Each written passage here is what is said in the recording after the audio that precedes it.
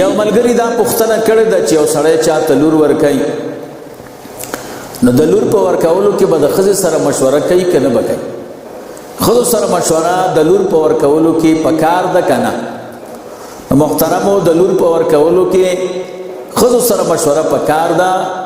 دې دپاره دا مصنف عبدالرزاق دی او شپږم جلد دی، ما سره المکتب الاسلامی چاپ دی بیروت،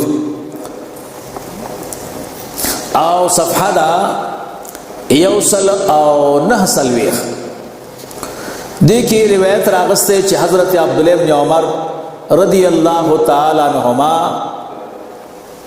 دا یو صحابی لور وغوښته او خطبه وکړه چې دا په نکاح راکړه او هغې دپاره ډېر مهر مقرر کړ.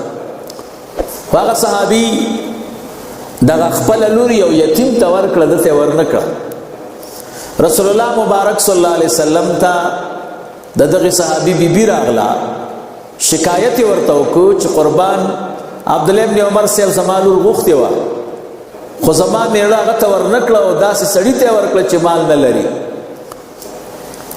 نبی علیہ الصلوۃ والسلام ته شکایت وکړ، رسول الله مبارک صلی الله علیه وسلم فرمایل آمر النساء فی بناتهن، ښځو سره مشوره کوئ د دوی د لورګانو متعلق.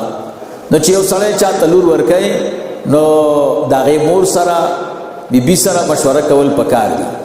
دا مصنف عبدالرزاق شپږم جلد دی، صفحه دا 150 روایت نمبر دی 1310 او لسم نمبر، او دغه روایت په 1310 نمبر باندې ذکر دی.